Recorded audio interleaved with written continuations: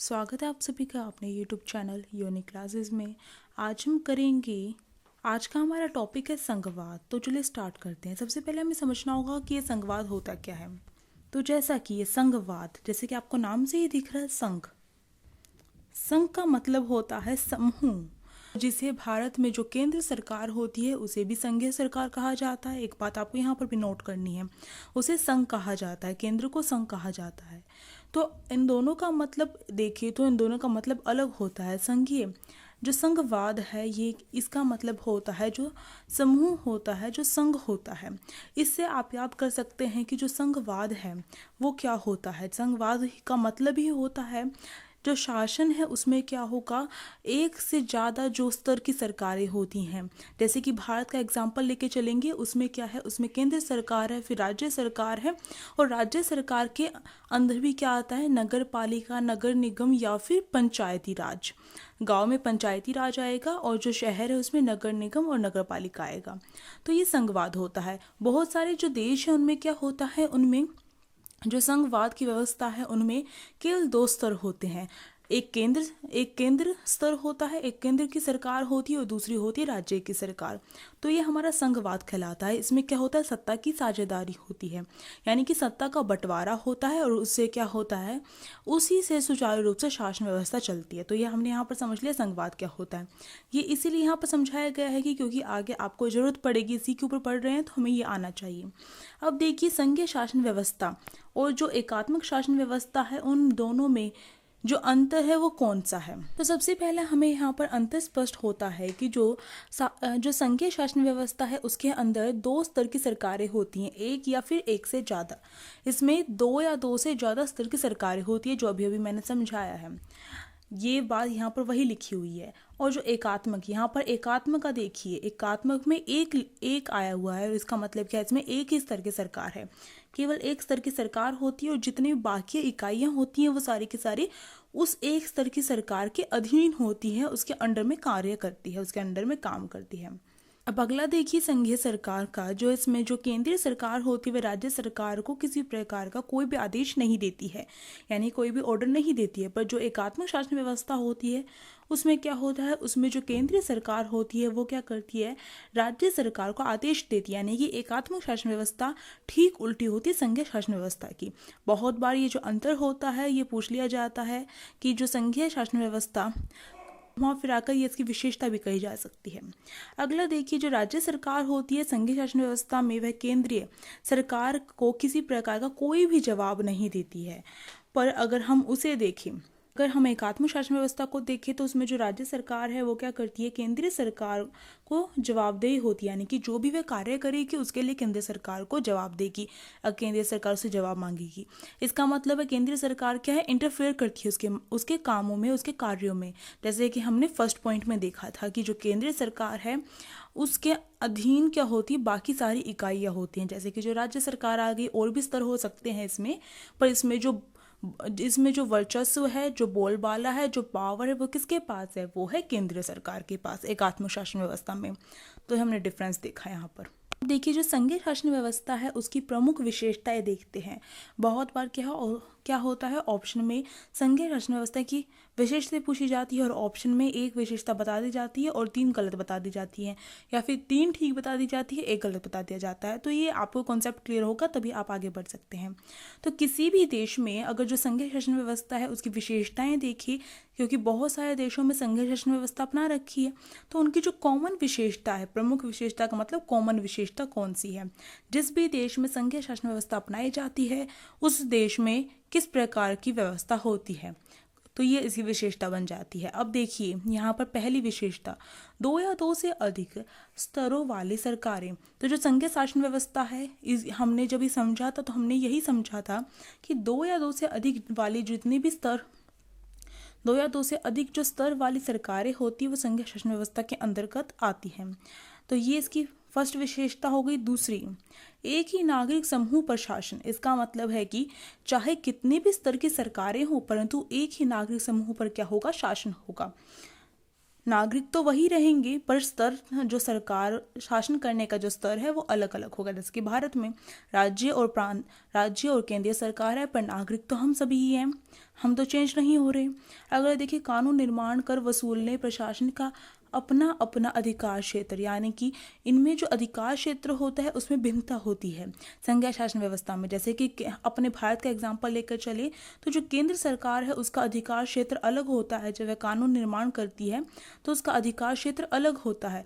जब राज्य सरकार कानून का निर्माण करेगी तो अपने राज्य के लिए करेगी, अपने राज्य के लोगों के लिए करेगी। तो ये हो गया, ये विशेषता हो गई। अगला देखिए, अधिकार क्षेत्र संविधान में स्पष्ट व संविधान द्वारा उनके अस्तित्व व प्राधिकार की गारंटी।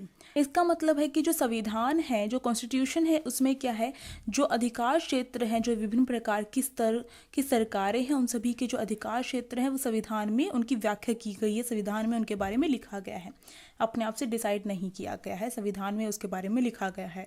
और जो संविधान द्वारा जितने भी ये स्तर की सरकारें हैं जो संघीय व्यवस्था के अंतर्गत होती है, उनके अस्तित्व और उनके अधिकार की गारंटी देने का वायदा किया गया है। अगर उनके अधिकारों को किसी प्रकार का हनन होता है तो जो संविधान है उसके अनुसार क्या है, उनके अधिकारों को उन्हें वापस दिलवाया जाएगा।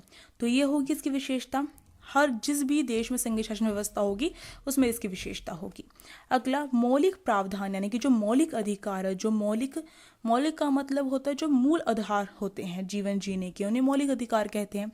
तो मौलिक अधिकारों में संशोधन के लिए दोनों स्तर की सरकारों की गारंटी, इसमें जो दोनों स्तर यानी कि जो केंद्र सरकार है और जो राज्य सरकार है, उन दोनों की क्या होगी, मौलिक अधिकारों में अगर किसी प्रकार की कोई छेड़खानी की जाएगी, किसी प्रकार कोई बदलाव किया जाएगा, संशोधन किया जाएगा, तो उसके लिए क्या होगा, दोनों सरकारों की सहमति जरूरी होगी। तो ये तो हम मौलिक अधिकार पढ़ते हैं तो जो भी पता होता है हमें, तो ये हो गई। और अब आगे देखते हैं। अब देखिए, अगली जो विशेषता यहाँ से है, न्यायालय को विभिन्न स्तर की सरकारों के अधिकारों की व्याख्या करने का अधिकार, यानी कि जो संविधान है उसमें उसकी व्याख्या तो की गई है कि अलग अलग स्तर की सरकारें होंगी, उनके अधिकार क्षेत्र क्या क्या हैं, पर जो न्यायालय है वो क्या करेगा, वो संविधान में लिखे गए जितने भी प्रावधान हैं उन सभी की व्याख्या करने का अधिकार किसके पास है, न्यायालय के पास है। अगला देखिए, अगर विवाद की स्थिति खड़ी हो जाए, केंद्र सरकार और राज्य सरकार, दो स्तर की सरकारें होती हैं, अगर इनके बीच में विवाद हो जाए किसी प्रकार का, किसी भी मसले को लेकर, तो किसकी बात सुनी जाएगी, तो इस स्थिति में जो सर्वोच्च न्यायालय है वही क्या होगी, वही निर्णायक भूमिका निभाती है, वही फैसला लेती है। और अधिकतर टाइम क्या होता है, आपको नोट करना है कि अधिकतर टाइम अगर विवाद की स्थिति हो जाती है तो जो केंद्र सरकार होती है उसी की जो केंद्र सरकार होती है उसी के फैसले को मान्यता प्राप्त होती है, क्योंकि वह क्या है, पूरे राष्ट्र की सरकार है, और राज्य सरकार एक राज्य तक सीमित होती है। अगला देखिए, ये पॉइंट यहाँ पर, विभिन्न स्तर की सरकारों हेतु राजस्व के स्रोत निर्धारित, जितनी भी स्तर की सरकारें होती हैं, क्योंकि जो संघीय व्यवस्था है उसमें क्या है, अलग अलग स्तर की सरकारें होती हैं, वही मिलजुल कर कार्य करती हैं, तो अलग अलग स्तर की सरकारें होती हैं, तो उनके लिए जो राजस्व का स्रोत है वो भी निर्धारित किया गया है। ऐसा ना हो कि वो एक दूसरे से लड़ाई करें राजस्व को लेकर, तो इसलिए जो राजस्व का स्रोत है, उनके जो अधिकार है वो सारे के सारे क्या डिसाइडेड हैं। राजस्व का मतलब होता है कि कहाँ से वह जो पैसा है, जो धन है, वह इकट्ठा करेगी, इसके लिए वो टैक्स जैसे जो नियम होते हैं उन्हें लागू करती है। अब देखिए, जो संघीय शासन व्यवस्था है उसका उद्देश्य क्या है, क्यों कोई भी जो देश है वो संघीय शासन व्यवस्था को अपनाना चाहिए, कोई ना कोई उसका उद्देश्य तो होना चाहिए। तो देखिए, देश की एकता की सुरक्षा करना इसका पहला उद्देश्य है, और इसके साथ साथ उसे क्या करना है, इसको बढ़ावा भी देना है। देश की सुरक्षा तो करनी है, साथ साथ में बढ़ावा भी देना है, और इसके लिए वे क्या करेंगे, साथ ही क्षेत्रीय विविधताओं का भी सम्मान करते हुए देश की एकता, इसका मतलब है जो क्षेत्रीय विविधता है, जैसे कि भारत जैसे जो विशाल बड़ा देश है वो क्या करता है, संघीय शासन व्यवस्था अपनाता है। और भारत जैसे देश में आप देख सकते हैं कितनी ज़्यादा विविधता है, कितनी ज़्यादा डाइवर्सिटी है, चाहे वो धर्म को लेकर हो, जाति को लेकर हो, चाहे वह संस्कृति को लेकर हो, तो कितनी ज़्यादा विविधता है, भाषा को लेकर भी देख सकते हैं। तो इसलिए उस क्षेत्रीय विविधता का सम्मान करते हुए देश की एकता की सुरक्षा करनी है और बढ़ावा देना है। तो ये हो गए इसका उद्देश्य। अब अगला देखिए, जो संघीय शासन व्यवस्था है उसके दो पक्ष होते हैं, पहला होता है आपसी भरोसा और दूसरा होता है साथ रहने पर सहमति।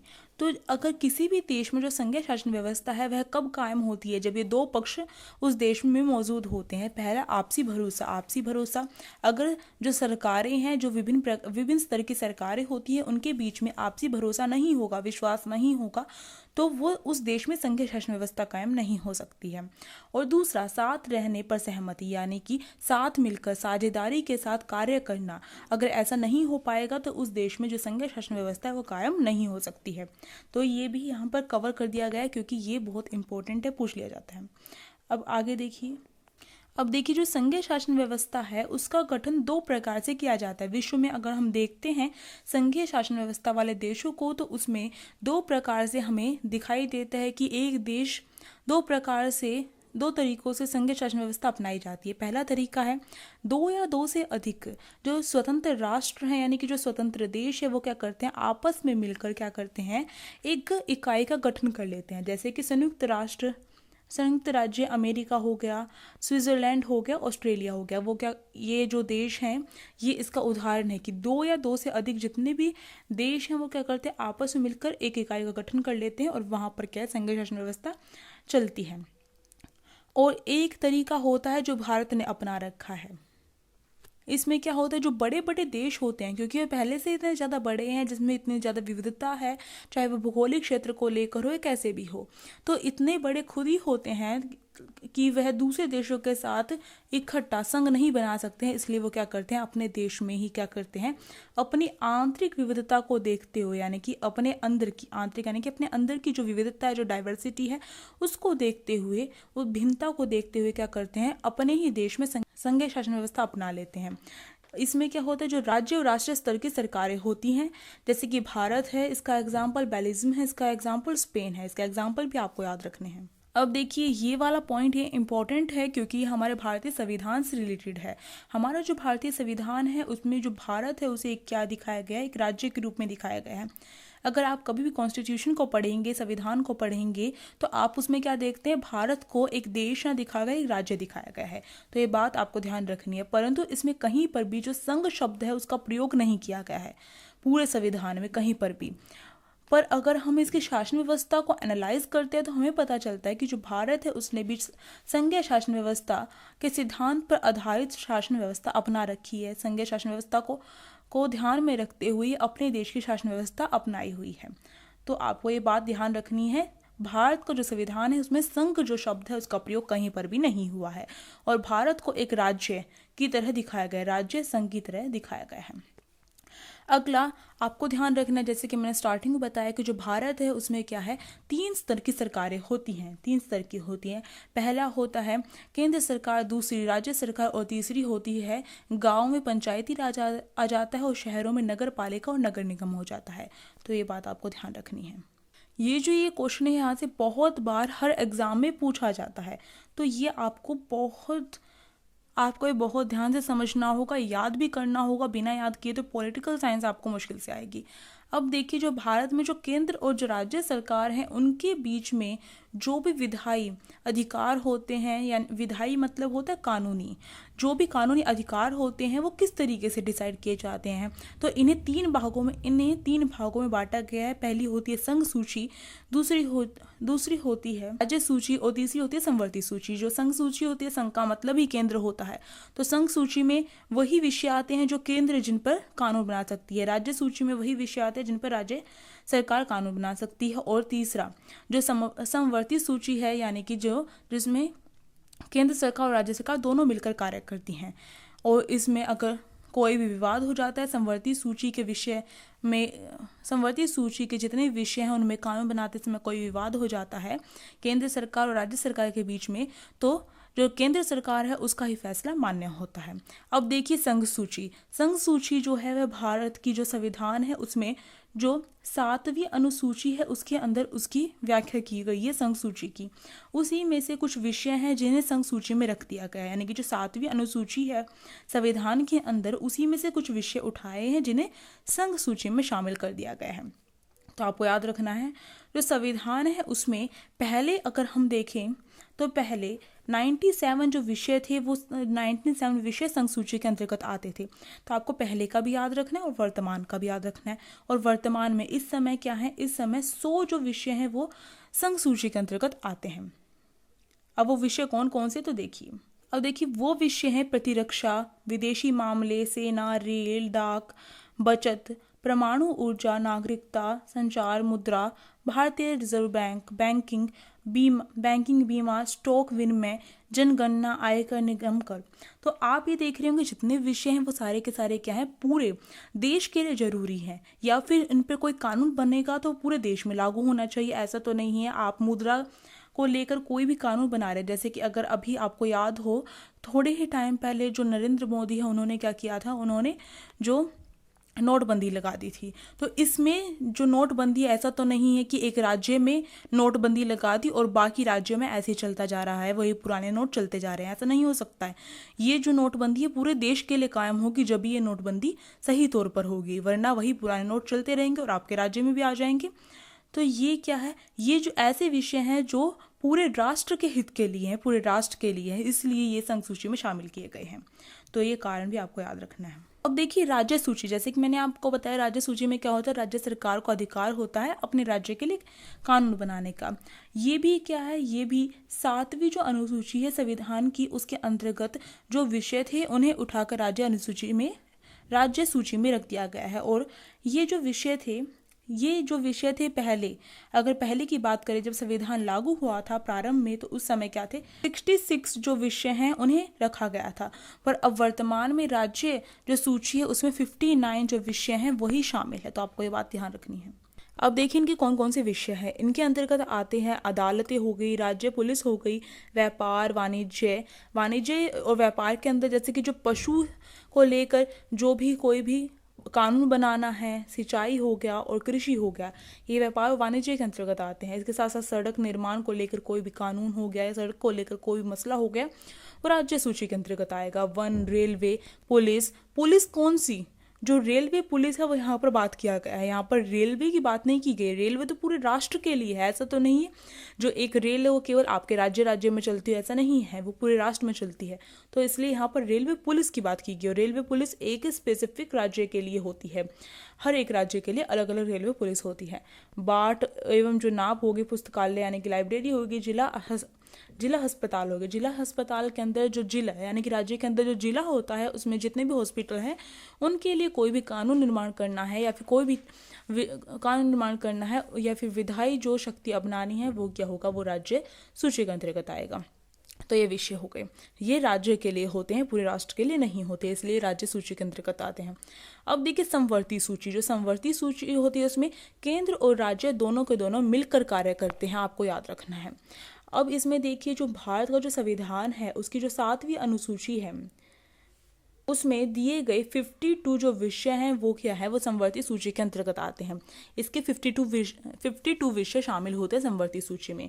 पर अगर आप संविधान को उठाकर देखेंगे और उसमें देखेंगे आप कि जो समवर्ती सूची है उसके कितने विषय हैं, तो उसमें आपको 47 जो स्थान मिलेगा, यानी कि 47 टोटल विषय दिखाई देंगे। यानी कि इसका मतलब है कि जो विषय है उन्हें मिलाकर लिख दिया गया है, पर वो क्या है टोटल अगर उन्हें हर किसी को अलग करके देखा जाएगा तो वो क्या होंगे, 52 ही होंगे। तो अगर संविधान से पूछा जाए कि संविधान में कितने विषयों को स्थान दिया गया समवर्ती सूची में, तो 47 है। और अगर वैसे पूछा जाए कि टोटल कितने विषय शामिल होते हैं समवर्ती सूची में, तो वो है 52। अब देखिए कौन कौन से विषय हैं समवर्ती सूची के। यहाँ पर देखिए आपराधिक कानून जो प्रक्रिया है उसको लेकर कोई भी कानून बनाना, सिविल प्रक्रिया हो गई, शिक्षा, वन, मजदूर संघ हो गया, श्रम कल्याण के लिए कोई भी नियम बनाना, बिजली, विवाह या फिर तलाक, गोद लेना और उत्तराधिकारी, इस तरीके के लिए कोई भी कानून बनाना, या फिर इसके अलावा बहुत सारे जो हैं यहाँ पर आपको उदाहरण के लिए दिए गए हैं कि ये समवर्ती सूची के क्या है, यहाँ पर ये कुछ विषय हैं। अब देखिए यहाँ पर नोट है, ये बहुत इंपॉर्टेंट बात आपको ध्यान रखनी है। जो बाकी बचे हुए जितने भी विषय होते हैं, क्योंकि ऐसा तो नहीं है कि जो संविधान बना था उस समय सारे के सारे विषय शामिल हो गए हों, कुछ ऐसे भी विषय निकल कर आए होंगे, बाद में टेक्नोलॉजी हमारी बढ़ी है, प्रौद्योगिकी बढ़ी है, तो उसके बाद क्या है बहुत सारे विषय जुड़े होंगे। जैसे कि अगर हम कंप्यूटर सॉफ्टवेयर को ले तो कंप्यूटर सॉफ्टवेयर क्या है, वह संविधान बनने के बाद हमारे सामने आया है, तो ये विषय कहाँ पर जाएगा। तो इसके लिए भी बहुत दिमाग लगाकर हमारे संविधान निर्माताओं ने ध्यान रखा था कि जो विषय इनमें शामिल नहीं, जो विषय इन तीन जो यहाँ पर बताए गए हैं इनमें शामिल नहीं हो रहे हैं, वो सारे के सारे विषय कहाँ जाएंगे, केंद्र सरकार के पास जाएंगे। तो ये बात यहाँ पर साफ होती है। अब यहाँ पर संवर्ती सूची को लेकर एक बात और सुन लीजिए। यहाँ पर जो संवर्ती सूची है, अगर इसमें, क्योंकि ये दोनों के दोनों मिलकर कार्य करते हैं, केंद्र और राज्य सरकार दोनों मिलकर कार्य करते हैं, पर इन दोनों के बीच में अगर कोई विवाद हो जाता है, मतभेद हो जाता है, तो जो केंद्र सरकार है उसका फैसला ही सर्वमान्य होगा।